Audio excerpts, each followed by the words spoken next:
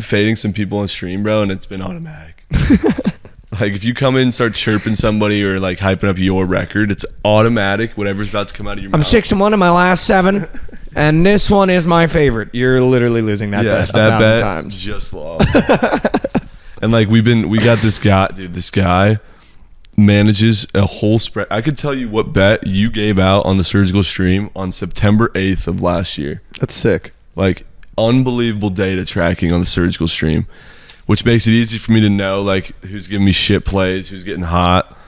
But the last few days, like, been like 41% on stream, fucking bad. So I was like, dude, I gotta just start fading some of these plays, man. Yeah, dude. Because I never hear any unders. I was thinking about this on Night Sweats last night. Like, I know you're gonna fucking disagree with this completely because you're fucking Mikey overs. But I kind of wish unders were the overs. Because when you what, dude? Let me elaborate. When you go on prize, you wake up, you go to Prize Picks. The first thing you're thinking about, who's going over? When really, I would love to see nightly, like, after games are all over, it's 11 o'clock at night. All the squares we've had all day to look at, I wish we could see the results of all those squares, which ones were green or red.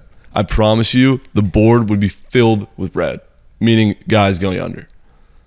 Because on stream, I listen to 50 fucking props a day.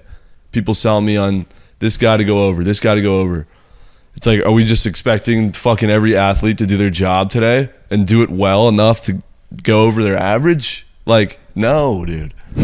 And so I'm not a big under better, but like the rare times that I do take unders, they hit more than they don't. And I feel like if overs or if unders were the overs, the Surgical stream would have way more green. That's fucking disgusting. Disgusting. But like, there were fucking the entire floor in the Celtics game last night went under their props. But again, this is what I'm saying. I'm not saying. I think everyone thinks I get mad when someone takes an under. I just won't do it. I don't think it's fun. Yeah. When I bet, I want to have fun. I think that's why I got into betting, because I think betting should be fun. It's obviously, can be a great way to make money. It's an amazing way to lose a lot of money. But when I bet, I'd rather have fun. So I'm not going to take an under and like wish on this guy's downfall and be like, miss that 3, unless it's like Dylan Brooks. He might be the first under I ever take. Like, that literally might be the guy first under I ever take, unless he's on the Shanghai Sharks. But like, again, I've said it before. The over is the harder bet to pick. Because you're not winning until you are. Whereas with the under, you're winning the entire time until you're not. No, it's the hardest bet to pick because they have to be perfect that game. They have to be perfect that game to hit their over, because it's their average. And you think about it, like, if your test score is an 85, it's hard for you to get over an 85, right? So it's like they have to be perfect that game, which is why I like rooting for it, because when they're on, it's like electric. They're nailing shots, like, let's fucking go.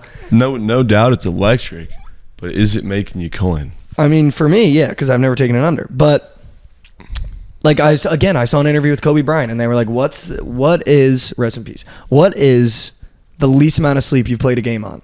And he said no sleep, because one of his daughters had something wrong with her in the hospital. He had to go to the hospital all night, and then he didn't get to sleep in the morning because she was still struggling, and then he had to show up to the game and play. And he was like, I didn't tell my teammates, I didn't tell my coaches, I didn't tell the fans. They don't need to fucking know. I just have to show up and perform. Obviously a whole different mindset, right? But you don't know that when you bet on Kobe, that he hasn't gotten a lick of sleep that night when you take his over. So that's why I've said the over is the harder bet, because you're betting on a human to play perfect. And you probably have more bad days than you do out of 7 days a week. And you're probably going to have more bad games than you do good games in the entire season. So it's harder to bet the over on player props. 1,000%. That's not even a question. But it's more fun to bet the over, which is why when everyone opens their book, they'd rather go who's going over, because you want to watch someone that you like go over. That's what, like, I think that all comes from. You don't want to watch someone you like go under. That's like boring as shit. It is boring. It's certainly boring, but not everyone's going. Not every fucking athlete in every single game that's being played is going to have guys that go over. I mean, of course, that's the name of the game. So I mean, I just feel like if people who come on stream every now and then sprinkling it under, might see some success.